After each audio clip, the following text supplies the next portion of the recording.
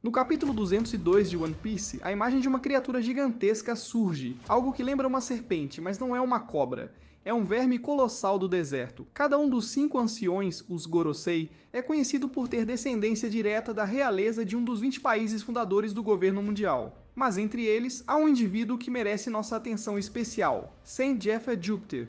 Ele ocupa atualmente o posto de um dos Gorosei, sendo o mais jovem entre os 5. Recentemente, Saint Saturn foi rebaixado por Imu-sama, e em seu lugar foi promovido Saint Figaland Garling.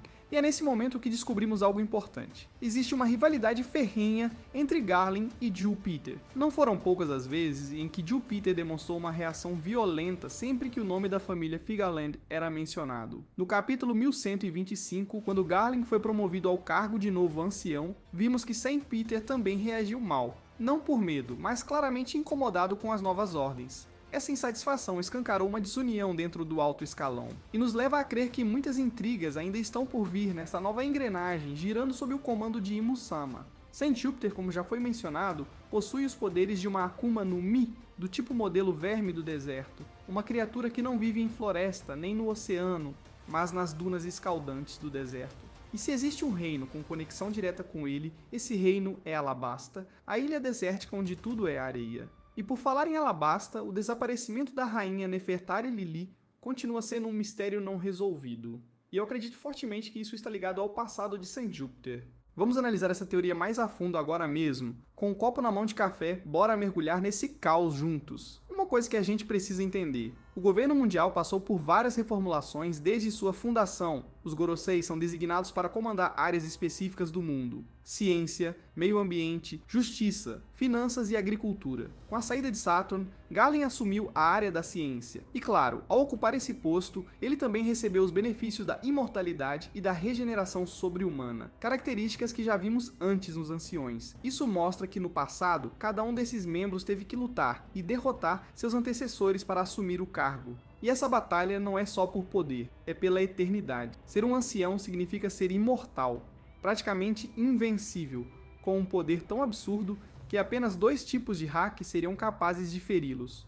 O Haoshoku, no haki, haki do rei, em sua forma mais pura, e outro poder ainda não revelado ao público. Mesmo assim, essas ameaças são mínimas se comparadas ao fato de que todos eles ainda têm Imu-sama como retaguarda. E para piorar, cada um desses anciões ainda domina o haki do rei e outras formas de haki em um nível tão alto que seria insano subestimá-los. É uma verdadeira guerra de bastidores dentro do próprio governo mundial, onde cada um disputa a liderança da sua área. E aí entra Saint Jeffer Jupiter. É bem provável que ele tenha vencido um antigo ancião da área da agricultura, substituindo-o após um erro gravíssimo cometido por esse predecessor. Mas qual foi esse erro? Na minha teoria, isso está diretamente ligado à Akuma no Mi modelo GM, uma fruta que teria mudado de nome e sido recatalogada na Enciclopédia das Frutas do Diabo. Sabemos que a ciência no mundo de One Piece está intimamente ligada à criação de armas e ao desenvolvimento bélico do governo mundial. Os anciões deram suporte ao doutor Vegapunk para desenvolver armamentos, mas o único que se aproximava diretamente dele era Saint Saturn. Saturn era o encarregado de vigiar cada movimento do cientista. Porém, Vegapunk era esperto demais, e sempre conseguia enganar o velho. É por isso que Vegapunk é considerado o homem mais inteligente do mundo. Mas, quanto à agricultura, muita gente pode achar que isso não tem importância nenhuma. Mas na verdade, dentro do universo de One Piece, essa área pode estar diretamente ligada às Akuma no Mi. Existe uma teoria de que desde o século perdido ninguém mais consegue criar uma Akuma no Mi do zero. O máximo que se conseguiu foi copiar, como no caso das frutas Zoan artificiais criadas por Caesar Clown e utilizadas em Dressrosa. Por isso, acredita-se que no passado, a responsabilidade de cultivar e preservar as Akuma no Mi tenha ficado nas mãos de uma figura lendária, um verdadeiro deus da agricultura. Esse guerreiro teria sido responsável por catalogar todas as frutas do diabo, organizar uma enciclopédia e garantir que as mais poderosas fossem entregues apenas a figuras de extrema influência, como os próprios 5 anciões, que hoje possuem Zoans míticas absurdamente raras. E talvez, antes do atual Santo Figaland Garling, existisse um 6º ancião com essa responsabilidade. Mas algo deu terrivelmente errado, pense comigo. O mundo inteiro só descobriu recentemente que a Gomu Gomu no Mi, na verdade, é a Hito Hito no Mi, modelo Nika. Mas se essa fruta já estava ligada a Joy Boy desde o passado e era de interesse direto de Imu, como é que ela foi parar no mar? A resposta pode estar num evento catastrófico, um desastre natural, como uma inundação colossal, ou até um ataque direto às instalações do governo, onde as frutas estavam guardadas. Nesse evento, conhecido como o Grande Cataclismo, várias Akuma no Mi teriam sido perdidas no oceano. Entre elas, a fruta de Nika. Esse erro foi imperdoável, e como punição, o antigo ancião, o deus da agricultura, teria sido executado e substituído por Jupiter, uma nova figura dentro dos Gorosei, ligada diretamente à supervisão da natureza e do cultivo das frutas. E não para por aí. Do mesmo modo que Saturn foi visto utilizando os 2 hacks do Conquistador selados por Joy Boy na Ilha do Futuro, esse tipo de ação pode ter reacendido a ira de Imo, que passou a supervisionar mais de perto o armazenamento das frutas. Foi pouco depois disso que Saturn assumiu seu posto atual, supostamente após um incidente envolvendo justamente a perda da Hitoito no Mi, modelo Nika. Acredita-se que, para proteger esse segredo, Saturn teria alterado o nome da fruta para Gomu Gomu no Mi, e classificado ela como uma simples paramecia de borracha, enganando até mesmo os estudiosos da enciclopédia oficial. Mais tarde, em 1096, escutamos sobre os piratas Rocks e um tesouro perdido durante o evento em God Valley. Esse objeto pode muito bem ter sido uma Akuma no Mi de alto nível roubada pelo governo mundial. É possível que Saturn tenha planejado o roubo dessa fruta, ou até mesmo participado ativamente, transformando-a em um prêmio da caçada humana que aconteceu durante esse evento, 38 anos atrás. E a história se repete. 13 anos atrás, a Gomu Gomu no Mi estava sendo escoltada por um grupo especial do governo. A missão era levá-la de volta à Terra Sagrada de Mary Joyce. A ordem teria partido diretamente de Santo Jupiter, o novo responsável pelas frutas ligadas à agricultura. Mas no meio do caminho, esse comboio foi atacado. E o responsável? Shanks, o Ruivo. Na época ele ainda não era um Yonkou, mas já era temido e respeitado como filho de Figaland Garlin. Sabemos que em algum momento Shanks esteve em Mary Joyce, o que deixou Saturno furioso, mas por causa da influência da família Figarland, ele não pôde agir diretamente contra o Ruivo. Tudo o que Saturn pôde fazer foi descontar sua raiva em Garlin. Porém, Garlin não é qualquer um. Ele é o líder supremo dos Cavaleiros Sagrados, um dos pilares do governo mundial. E hoje, 13 anos depois desse episódio, Garlin foi promovido, se tornando colega direto de Jupiter dentro do Círculo dos Anciões. O ressentimento entre eles é evidente, e talvez esconda ainda mais segredos do que imaginamos. No capítulo 1125, vemos o nome de Garlin ser citado diretamente, deixando claro que Saturno estava bastante incomodado com isso. Ainda assim, essa é apenas uma parte do passado do ancião Jupiter, conhecido como o deus da agricultura. No capítulo 202, no túmulo real de Alabasta, vemos a imagem de uma criatura misteriosa atacando um grupo de pessoas, uma figura que aterrorizava os moradores de Alabasta séculos atrás e teve sua imagem esculpida nas paredes como símbolo do medo. Disse que Jupiter possui o poder de uma Akuma no Mi, do tipo Yokai, originária de terras selvagens e isoladas. Alabasta, sendo um reino desértico, se encaixa perfeitamente como possível local de origem desse ancião. Nos capítulos 1084 e 1085, enquanto os outros anciãos discutiam sobre a carta da Rainha Lili e o reino Nefertari, Jupiter permaneceu em silêncio, mas visivelmente incomodado. Segundo a história oficial, Lili teria retornado a Alabasta após recusar se tornar uma Tenryubito, mas ao que tudo indica, essa versão é falsa. O verdadeiro fardo de governar foi lançado sobre seu irmão, o que levanta a suspeita de que algo grave tenha acontecido no caminho de volta. De acordo com essa teoria, Jupiter teria usado seus poderes de yokai para rastrear e atacar a comitiva da rainha, sequestrando-a antes que pudesse retornar ao seu reino. Mas por que o governo mundial não a capturou diretamente em Mary Joyce?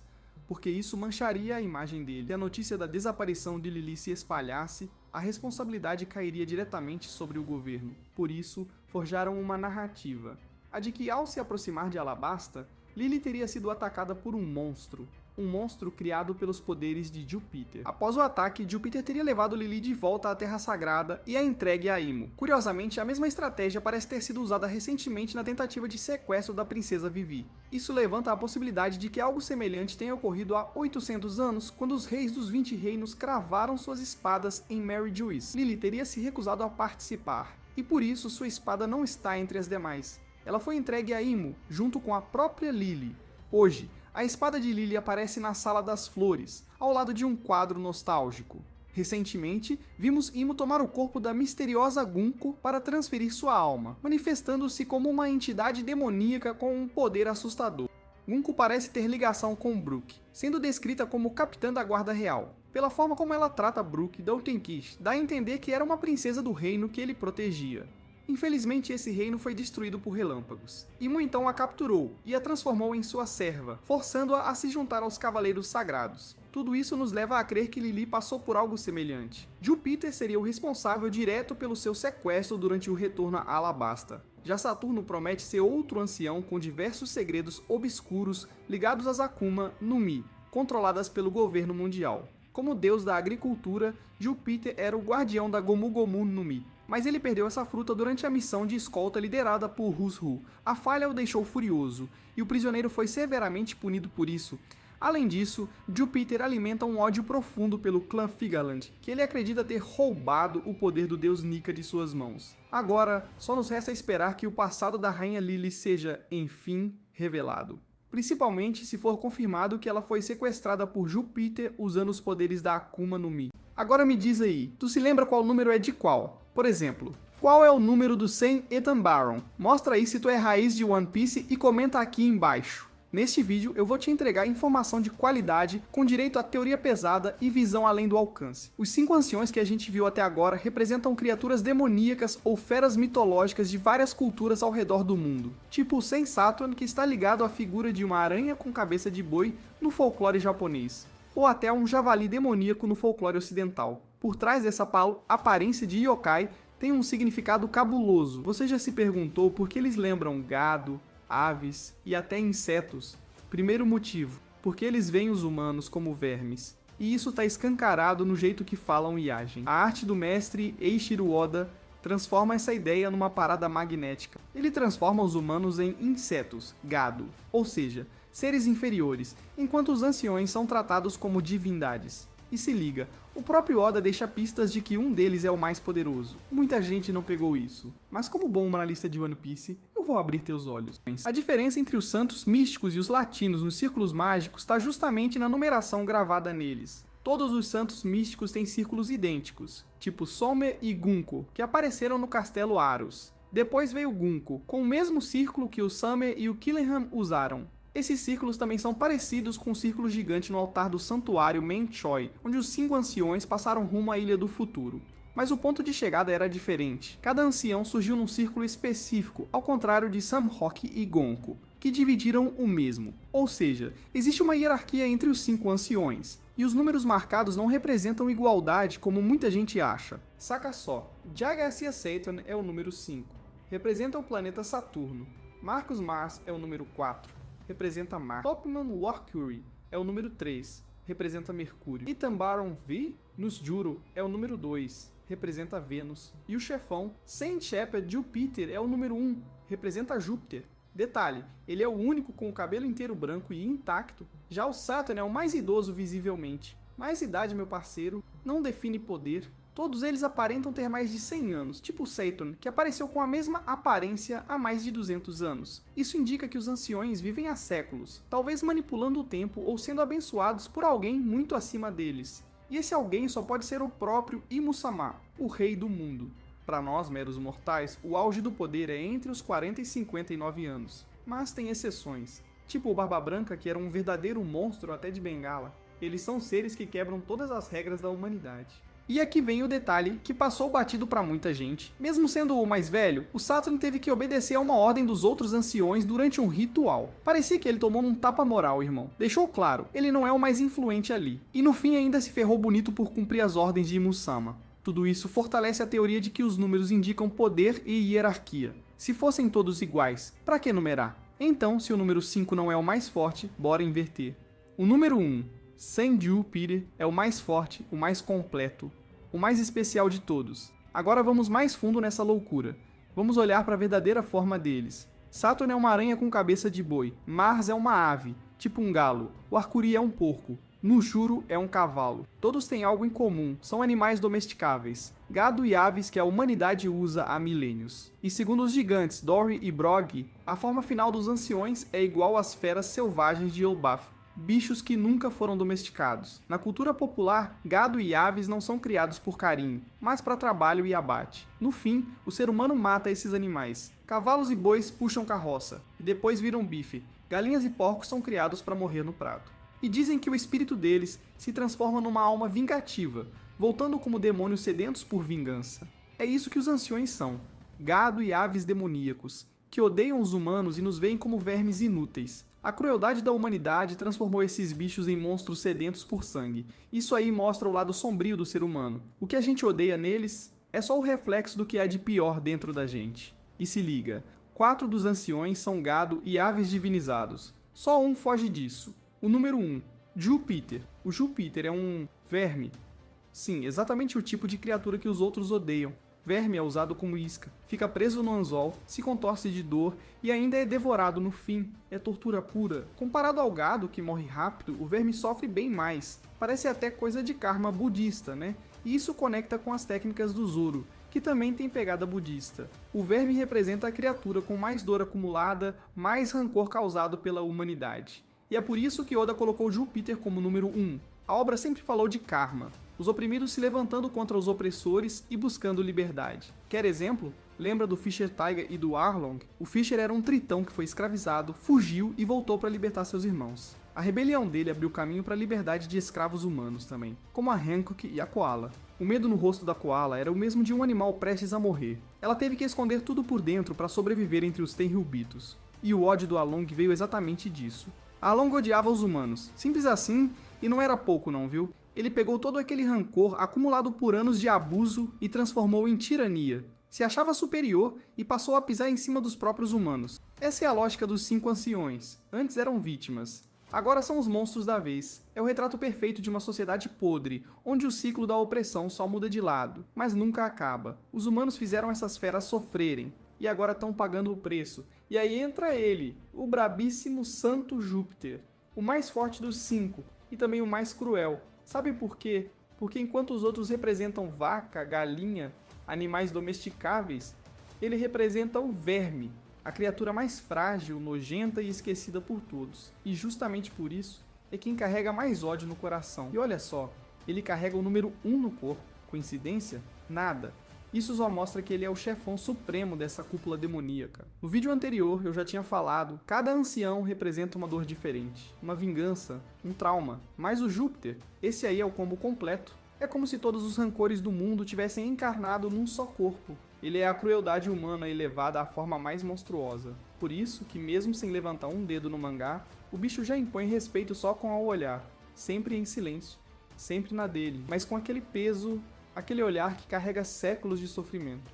Agora para e pensa comigo. Quem foi o primeiro a aparecer quando Imusama chamou geral para a Ilha do Futuro? Acertou quem pensou no número 5, o Saturno. Ele foi o primeiro a ir, e também o primeiro a cair. Isso diz muito sobre como funciona essa hierarquia. Quanto maior o número, menor a importância. Saturno vai na frente, Júpiter fica no trono, observando, calculando, esperando um momento certo para esmagar tudo. E não para por aí. Isso se conecta com a simbologia planetária. Saturno representa o tempo, a velhice, a decadência, enquanto Júpiter é expansão, supremacia, realeza. Não à toa, o Sefer Júpiter parece um deus entre eles. Ele não se move, ele não precisa. Os outros se mexem por ele. No fim das contas, ele é o verdadeiro pilar dos 5 anciões e se liga no design que o Oda deu pra ele, olhos intensos, cabelo reluzente e uma expressão que mistura sabedoria, dor e frieza numa tacada só. Ele não precisa de ação. A presença dele já cala qualquer um. Esse é o tipo de personagem que não virou monstro porque quis ser forte, mas porque foi obrigado a aguentar dor demais. E a dor molda demônios. Se você chegou até aqui, já sacou. Santo Júpiter é o ancião mais forte e o mais perigoso. Ele é o silêncio antes da tempestade, o peso de todos os pecados do mundo reunidos num único corpo. E ó, pode anotar, quando esse cara se mexer, vai ser o momento mais sombrio da história de One Piece. Vai ser o verdadeiro desafio do Luffy, do Zoro e de todo o bando do Chapéu de Palha. E aí, meu Nakama? Curtiu a análise? Concorda que o Júpiter é o verdadeiro monstro da história? Ou você acha que tem outro ancião ali escondendo mais poder ainda? Manda tua teoria nos comentários e vamos trocar ideia. E é isso, rapaziada. Se você chegou até aqui, já sabe é porque o bicho pegou nesse vídeo. Mas antes de zarpar, deixa eu mandar um salve mais que especial pra tripulação que chegou junto nos comentários, mandou teoria maluca, conspirou com o Chapéu de Palha e ainda fez esse vídeo ficar mais da hora. Carlão, Natan, Dinossauro, sim, o cara é um fóssil pensante, Paulino, Euler, Elson, Lucas, Jrox, Natan com H e o brabo do Augusto. Vocês são os verdadeiros reis dos 7 mares das teorias. Então já sabe, né? Comenta aí embaixo, ativa o sininho, se inscreve no canal e vamos dominar Grand Line juntos!